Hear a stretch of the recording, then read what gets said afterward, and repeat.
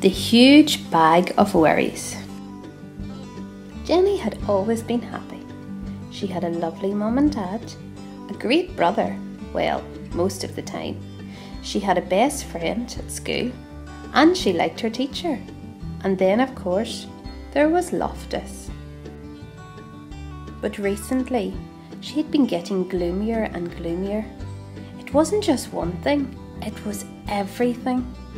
She worried that she was getting too fat, that Loftus had fleas, and that her best friend was going away. She worried that she was getting bad marks at school, and she thought she heard someone whispering about her in the playground.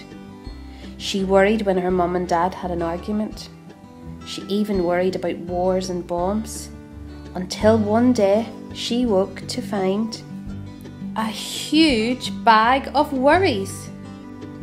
Oh, the bag followed her everywhere, to school, to swimming, to the toilet, and it stuck by her even when she was watching TV. She tried ignoring it, but it didn't work. She tried throwing it away, but it always came back. She tried to lock it out, but when she got back to her bedroom, there it was, waiting for her. It was like a horrible shadow that she couldn't get rid of. Oh, what could she do?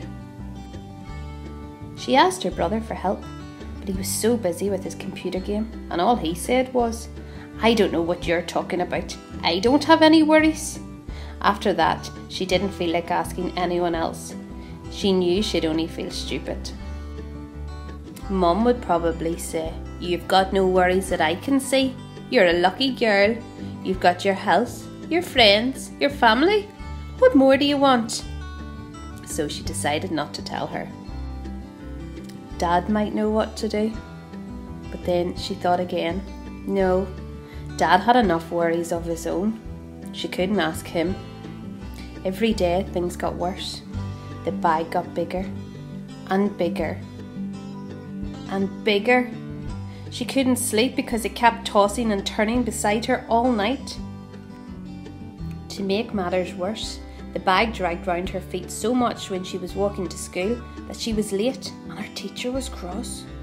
Jenny couldn't tell her what had happened, and anyway, she knew what she would say. "Oh, you've got too many worries. In future, just leave that bag at home." When Jenny told her best friend about the bag, she suggested that Jenny locked it in a cupboard and try not to think about it. "That's what I'd do," she said. But it didn't work. Even Loftus couldn't help. He tried his best and barked like mad, but the bag stood its ground. One morning, Jenny woke up, got dressed, and walked down the road. She had had enough. The tears started rolling down her cheeks. She sat on a garden wall and put her head in her hands. She thought she'd have to live with this bag forever. Then she heard a voice, and looking up, she saw the kindly face of an old lady who lived next door. "Goodness," said the old lady, "what on earth is in that huge bag of worries?" Through her tears, Jenny explained how it had followed her for weeks and got bigger and bigger, and it just wouldn't go away. "Now let's just open it up and see what's inside," said the old lady. But Jenny said she couldn't. If she opened the bag, the worries might jump out, and who knew what might happen then? "Nonsense," said the old lady firmly. "There's nothing a worry hates more than being seen. If you have any worries, however small, the secret is to let them out slowly, one by one, and show them to someone else. They'll soon go away." So Jenny opened the bag. The old lady sorted the worries into groups. Jenny was astonished to see how small they looked when they were out in the open. Half the worries disappeared because lots of worries just hate the light of day. And as for the rest, the old lady put some in her own shopping basket to deal with herself. She sent some packing because she said they belonged to some other people. Some she just blew a kiss to, and some she said were worries that everyone had, even Jenny's family, her friends, and her teacher. And as for the bag,